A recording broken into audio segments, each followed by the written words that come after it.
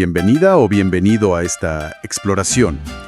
Hoy nos metemos de lleno con una figura inconfundible, un ícono cultural de México, Frida Kahlo. Tenemos aquí varias fuentes, análisis, biografías en video, que buscan, entender su historia tan compleja. Y nuestra idea es ir más allá de esa imagen que vemos por todos lados, ¿no? La Frida icónica. Queremos entender sus muchas caras, su realidad. Vamos a ver los eventos clave, esa lucha física tremenda, cómo cambió su arte, sus relaciones tan intensas, su lado político y, claro, el legado. Mucha contradicción, mucha intensidad. Ok, empecemos por el principio, ¿no? Magdalena Carmen Frida Kahlo Calderón nace en Coyoacán, Ciudad de México, el 6 de julio de 1907, aunque ella prefería decir 1910. Exacto. Y eso ya de entrada, fíjate, nos dice mucho. Esa necesidad de vincularse a la Revolución Mexicana, de construir su propia narrativa. Totalmente. Una hija de la Revolución. Es casi, como decías, una declaración. Su padre, Guillermo Kahlo, fotógrafo, alemán de origen, una figura liberal muy importante para ella. Sí, se menciona mucho ese vínculo fuerte. Sí, sobre todo porque él también conocía la fragilidad física. Sufría de epilepsia, la apoyó mucho. La madre, Matilde Calderón mexicana, con raíces indígenas y españolas, era como el otro polo, ¿no? Más conservadora, muy religiosa. Una relación más distante, dicen. Sí, más distante. Y la familia tuvo sus altibajos económicos, la revolución los golpeó, y está la hermana Cristina, la menor, muy cercana. Pero esa cercanía luego se complicaría mucho. Y muy pronto, a los 6 años, el primer golpe de salud fuerte, polio, dicen la mayoría de las fuentes, la deja con la pierna derecha afectada para siempre. Sí, esa cojera que luego trataría de ocultar, ¿no? Con las faldas largas, los pantalones. Aunque, ojo, otras fuentes sugieren que pudo ser espina bífida. Ah, mira tú. ¿Y por qué la diferencia? Bueno, quizás en la época era más aceptable, hablar de polio que de una condición congénita como la espina bífida. Pero sea cual sea el diagnóstico real, lo central es esa experiencia temprana con el dolor, con la inmovilidad, con sentirse diferente. Claro, eso marca. Marca muchísimo. La hizo sentirse observada, quizá aislada, pero también la unió más a su padre. Él animaba a hacer cosas poco comunes para una niña entonces. Fútbol, boxeo, para fortalecerla. Ahí ya estaba la rebeldía. Se ve. Y esa rebeldía la lleva, en 1922, a la Escuela Nacional Preparatoria. Un sitio de élite, casi solo de hombres. Imagínate. 35 mujeres entre 2,000 alumnos. Una locura para la época. Y ella quería estudiar medicina. No arte, ¿eh? Medicina. Sí, fíjate. Y ahí entra a los cachuchas, este grupo intelectual, muy rebelde, muy político. Súper contestatarios. Exacto. Discutían de todo, leían, cuestionaban el status quo. Ahí conoció a gente clave de la cultura mexicana y a su primer novio importante, Alejandro Gómez Arias. Estaba como forjando su voz en un México que también estaba cambiando mucho después de la Revolución. Pero entonces, llega el evento que lo cambia todo. El 17 de septiembre de 1925. Tenía 18 años. El accidente del autobús. El punto de inflexión absoluto. Es que las descripciones son brutales. Para entender a Frida hay que dimensionar ese trauma físico. Sí, la columna fracturada en 3 partes. Pelvis, clavícula, costillas, la pierna derecha hecha pedazos. 11 fracturas. El pie dislocado. Y la herida interna. Terrible. Ese pasamanos que la atravesó por la cadera. Un cuerpo destrozado, literalmente. Hay esa imagen que cuentan, casi surrealista, ¿no? De ella cubierta de sangre y polvo de oro que llevaba otro pasajero. Y la gente gritando, ¡la bailarina! Sí. Incluso ella, con ese humor negro terrible que tenía, llegó a decir que así había perdido la virginidad. ¡Qué fuerte! Es un trauma físico y psicológico que la define.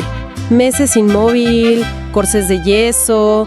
Las fuentes hablan de hasta 32 cirugías a lo largo de su vida. 32. Y un dolor crónico que ya no la dejaría nunca. Pero es la gran paradoja, ¿no? En esa quietud forzada, en esa cama... Ahí nace la pintora. Exacto. Su madre le adapta un caballete especial, le pone un espejo en el techo de la cama para que pueda verse. Su padre le regala sus óleos. Y la pintura se vuelve su lenguaje. su forma de sobrevivir, de entenderse. Pinta ese primer autorretrato en 1926, para Alejandro, como para decirle, no me olvides. Y ahí empieza su gran tema, ella misma. La frase es famosa: me pinto a mí misma porque soy a quien mejor conozco. Antes solo había hecho cositas, ¿no? Retocar fotos, aprender grabado con un amigo de su padre. Sí, pero esas técnicas, sobre todo el detalle de la fotografía y el grabado, seguro que influyeron en su estilo después. Es increíble cómo ese dolor físico se transforma en el motor de su arte. No pinta paisajes bonitos. No, claro. Pinta su cuerpo roto, su realidad. Su realidad fragmentada. El espejo es clave. Empieza esa exploración radical de sí misma. Ya un poco recuperada, aunque la idea de la medicina quedó atrás, en 1928 busca a Diego Rivera, el muralista, el gigante. 21 años mayor que ella. Ya era una figura enorme en México y fuera. Y ella, una joven, le lleva sus cuadros. Y Rivera, que tenía ojo clínico para el talento, ve algo ahí. Algo distinto a lo suyo, más personal, más íntimo, pero con una fuerza tremenda. La anima a seguir. Y bueno, la conexión fue inmediata. Se casan en 1929. La famosa pareja del elefante y la paloma por el contraste físico, ¿no? Sí, eran el día y la noche, físicamente. Y se van a Estados Unidos, siguiendo los encargos de Diego. San Francisco, Detroit, Nueva York. ¿Y cómo fue eso para ella? Porque él era la estrella, ¿no? Ella era la esposa de... Fue complicado. Por un lado, se influyen mutuamente, eso es innegable. Frida como que profundiza esa conexión con lo mexicano, con la mexicanidad. Ajá, el arte popular, las raíces indígenas. Exacto, muy en la línea de Rivera y del proyecto cultural posrevolucionario. Empieza a usar esos trajes de tehuana que se vuelven su imagen. Su sello personal. Pero sí, muchas veces era simplemente la esposa de Diego Rivera. Y desarrolló una mirada muy crítica hacia Estados Unidos, hacia el capitalismo. Hay obras que lo reflejan muy bien, como Mi vestido cuelga ahí. Una visión muy desencantada. Y mientras tanto, el cuerpo sigue pasando factura. Las secuelas del accidente, los embarazos que no llegan a término. Sufre varios abortos. Sí, eso fue otro dolor terrible para ella. Uno muy fuerte en Detroit en 1932, que plasma en Hospital Henry Ford. Esa obra es... desgarradora, cruda. Totalmente. Es un antes y un después. Utiliza un lenguaje simbólico muy personal, inspirado en los exvotos mexicanos, ¿sabes? Esas pinturitas populares de agradecimiento. Sí, los retablos. Eso.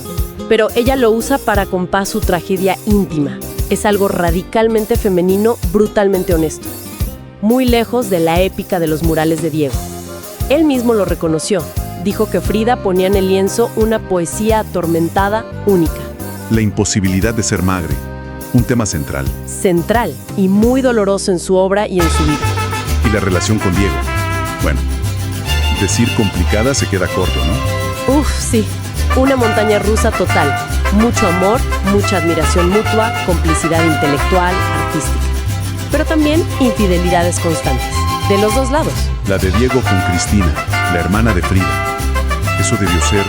devastador, terrible para Frida. Se dice que inspiró esa obra tan cruda, unos cuantos piquetitos. Y que después de eso se cortó el pelo. Ese pelo largo que a Diego le encantaba. Un acto de rabia, de dolor. Pero ella también tuvo sus historias. Claro, con hombres y mujeres además, desafiando todas las convenciones de la época. Se habla de León Trotsky, claro. El famoso romance en la Casa Azul. Sí, también con el fotógrafo Nicholas Murray, que le hizo esas fotos a color tan icónicas. Con el escultor Isamu Noguchi, Diego hasta lo persiguió con una pistola. No me digas. Sí. Y bueno, también mujeres. Chabela Vargas contó su historia con Frida. Parece que Diego toleraba mejor las relaciones de Frida con mujeres que con hombres. ¡Qué dinámica! Se divorcian en 1939. Y de ahí sale Las dos Fridas, ¿no? Exacto. El dolor del divorcio plasmado ahí. Pero, sorpresa, a finales de 1940 se vuelven a casar. Pero con condiciones, ¿no? Sí, un acuerdo muy particular. Vivirían en casas separadas, las famosas casas gemelas de San Ángel, conectadas por un puente. Compartirían gastos, colaborarían en el arte, pero sin vida íntima de pareja. Pues relación inclasificable. Totalmente. Dependencia, admiración, rivalidad, política, arte, todo mezclado. Y esa tensión constante sin duda alimentó su arte. Quizás sus propias infidelidades eran también una forma de buscar aire, de afirmar su independencia frente a esa figura tan avasalladora de Rivera. Y mientras todo esto pasa en su vida personal, su arte se consolida. Esos autorretratos cargados de símbolos, el folclore mexicano, la naturaleza, su cuerpo herido. André Breton la ve y dice, es surrealista. Y ella lo rechaza de plano. Sí, la famosa frase, creían que yo era surrealista, pero no lo era. Nunca pinté mis sueños, pinté mi propia realidad. Y vaya realidad. Era más extraña y potente que cualquier sueño surrealista, la verdad. Si pensamos en obras clave, las dos Fridas que ya mencionamos, esa dualidad, la Frida amada por Diego y la rechazada, unidas por una arteria que sangra. Potentísimo. Autorretrato con collar de espinas y colibrí, de 1940, después del divorcio. Es una imagen de estoicismo brutal. El collar de espinas la hiere, pero ella mira de frente. El colibrí muerto, que es símbolo de suerte en el amor, ahí colgado, inerte. La columna rota, de 1944, es quizá la más explícita sobre su cuerpo torturado. Esa columna jónica, clásica, pero rota, en lugar de su espina dorsal, y los clavos por todo el cuerpo. Pero no todo es dolor, ¿eh? También está la Frida conectada a la vida, a la tierra. Como en Raíces. Exacto, Raíces, de 1943. Su cuerpo echando raíces, generando plantas. Y luego los símbolos recurrentes. Los monos, que eran como sus hijos, sus protectores. Los colibríes, las raíces, las flores, elementos prehispánicos. Creó todo un lenguaje visual propio. Su primera exposición individual importante fuera de México es en Nueva York, 1938. Luego en París, 1939. Y ahí el Louvre le compra una obra. Sí, Autorretrato El Marco. Fue la primera obra de un artista mexicano del siglo XX que entró en el Louvre. Un hito. Conoce a Picasso, a Kandinsky, a Duchamp. Su nombre empieza a pesar. Sí, aunque la exposición de París, digamos, no fue un bombazo comercial, ese reconocimiento institucional fue muy importante. Y en los años 40 su fama crece. Participa en exposiciones importantes en Estados Unidos, en México, incluso da clases en La Esmeralda. Pero su salud no le permitía ir siempre, ¿no? Y termina dando clases en la Casa Azul. Sí, a los Fridos, ese grupo de alumnos que la adoraban y que iban a su casa. Se crea una relación muy especial ahí. Hablemos un poco de su lado político. Fue una mujer muy comprometida, comunista declarada. Desde muy joven.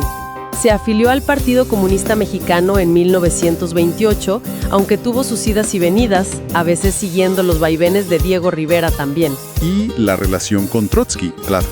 Le vieron asilo en la Casa Azul. Sí, en 1937. Y bueno, Frida tuvo un breve romance con él.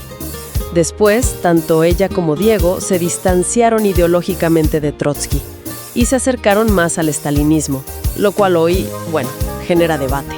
Claro. Incluso la detuvieron brevemente cuando asesinaron a Trotsky en 1940. Sí, fue sospechosa por un momento. Ella siempre fue antifascista, antiimperialista, apoyó a la República Española. Su compromiso era genuino y profundo. Su última aparición pública, de hecho, fue en una manifestación contra la intervención de Estados Unidos en Guatemala en 1954, ya muy enferma.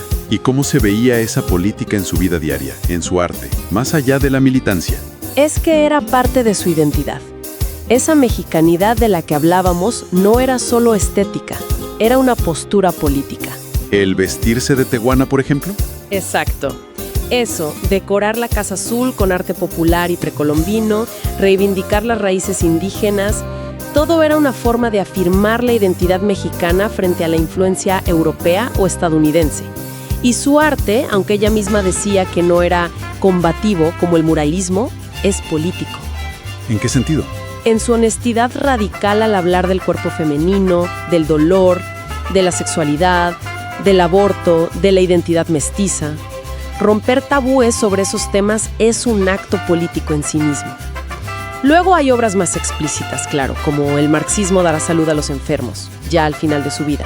Donde mezcla ideología y su propio cuerpo roto. Sí, una fe casi utópica en que la política podía sanarla. Además, fue abiertamente bisexual en una época súper conservadora. Trató temas como el parto, el aborto, con una franqueza inédita. Su vida misma fue una declaración, ¿no? En muchos sentidos, sí. A pesar de estar atrapada en ese cuerpo que tanto la hacía sufrir y en esa relación tan compleja con Rivera. Llegamos a los años 50 y la salud se va en picada. Sí, un deterioro tremendo. Pasa un año entero hospitalizada en 1950. Más cirugías de columna, que la verdad no la ayudan mucho. Quizás hasta empeoran las cosas. Un calvario. Pero aún así, en 1953 se organiza su única exposición individual en México mientras vivía. Y los médicos le dicen, ni se te ocurra ir. ¿Y qué hace Frida? Lo que le da la gana, como siempre. Llega en ambulancia. La instalan en su propia cama de hospital en medio de la galería. Una imagen icónica. Es que es increíble. Recibe a los invitados desde la cama, bromea, canta, celebra. Pura fuerza de voluntad. Un desafío a la enfermedad, a la muerte casi. Una performance vital, como decías antes. Sí, celebrar su obra desde el epicentro mismo de su dolor. Pero ese mismo año, 1953, viene el golpe quizás más duro. La amputación de la pierna derecha, por debajo de la rodilla, por la gangrena. Eso sí que la hunde. Las fuentes, sus diarios de esa época, hablan de una depresión terrible. Profunda. Intentos de suicidio. El dolor físico era insoportable, pero el dolor emocional, la sensación de estar rota, incompleta, la devastó. Sus diarios de esa etapa son desgarradores. Son un testimonio brutal. Hay mucha desesperación, mucha dependencia de los analgésicos, de los opiáceos. Pero también, increíblemente, hay chispazos de lucidez, de amor por Diego, por la vida, reflexiones sobre el arte, la política. Y sigue pintando, como puede, a veces amarrada a una silla. Su última pintura fechada, ese bodegón de sandías. Con la inscripción «Viva la vida». Casi un testamento, ¿no? Una afirmación final a pesar de todo. Y la última anotación en su diario. Espero alegre la salida y espero no volver jamás. Tremendo. Una frase que te deja helado.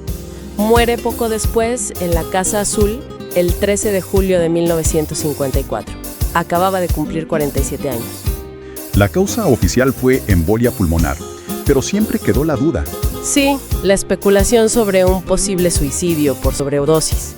Había tomado más analgésicos de la cuenta la noche anterior. Le había dado a Diego un regalo de aniversario con mucha antelación. No se hizo autopsia, así que nunca se sabrá con certeza. El funeral fue en Bellas Artes, muy concurrido, pero también con polémica por la bandera comunista sobre el ataúd, en plena Guerra Fría. Sí, eso generó críticas en la prensa conservadora. Sus cenizas quedaron ahí, en la Casa Azul, en una urna prehispánica. Y después de su muerte, ¿qué pasó con su figura? Porque no siempre fue tan famosa como ahora, ¿verdad? No, para nada. Durante un tiempo quedó bastante opacada por la figura gigantesca de Diego Rivera y los otros muralistas, pero en los años 70... Ahí empieza el redescubrimiento. Exacto. El movimiento feminista la ve como un ícono. Una mujer que exploró su identidad, su cuerpo, su dolor, su creatividad de una forma radicalmente femenina. La ven como un símbolo de resistencia. Y la Casa Azul, que se abrió como museo en 1958, ayudó mucho a mantener viva su memoria, su mundo. Y ya en los 80s, 90s y ni hablar después, explota lo que llaman la fridamanía. Sí. La biografía de Hayden Herrera, luego la película con Salma Hayek, exposiciones por todo el mundo, se vuelve global. Y su imagen, las cejas, las flores, los trajes, está en todas partes. Tazas, camisetas, bolsos. En todo tipo de productos. Se convierte en un fenómeno de marketing brutal. Lo que nos lleva a la pregunta que plantean algunas fuentes, ¿no? ¿Se ha vaciado un poco de contenido? ¿Se ha simplificado demasiado esa vida y esa obra tan complejas? Es la gran pregunta. Se ha convertido en un producto de consumo. Incluso hay críticas que dicen, bueno, sí, original, pero quizá no al nivel artístico de otros grandes de su tiempo, que es más un fenómeno cultural. Es una tensión que existe, es real. Por un lado, la fridamanía la ha hecho visible a niveles impensables, pero muchas veces de forma muy superficial. Se corre el riesgo de reducirla a un cliché, la sufridora exótica, el ícono feminista pop. Hay una banalización, sin duda. Pero por otro lado, Su impacto es innegable y profundo. Sigue siendo un símbolo potentísimo de identidad mexicana, de resiliencia ante un dolor físico y emocional inimaginable, de libertad sexual, de desafío a las convenciones. Su obra conecta por esa honestidad brutal. marcada por el dolor, sí, no se puede negar, pero también por una pasión desbordante por vivir, por amar, por pintar, por luchar. Un compromiso político muy fuerte y un arte visceralmente honesto. Como ella decía, no pintó sueños, pintó su realidad. Y al hacerlo, se convirtió en mucho más que una pintora. Totalmente. Creo que más allá del ícono pop, de la figura trágica o del símbolo feminista que también lo es, su fuerza duradera radica justo ahí, en esa capacidad única de transformar lo más íntimo, lo más personal, ese cuerpo roto, ese corazón herido, en una declaración universal. Una declaración sobre la identidad, la fragilidad humana, pero también sobre la fuerza indomable que podemos tener. Y nos deja esa pregunta flotando, ¿no? Especialmente ahora, en esta era de íconos globales. Sí. ¿Hasta qué punto la comercialización masiva de su imagen nos distrae? Nos distrae o incluso nos impide ver la radicalidad de su propuesta artística y la enorme complejidad de su vida. Una vida que sigue fascinando y generando preguntas.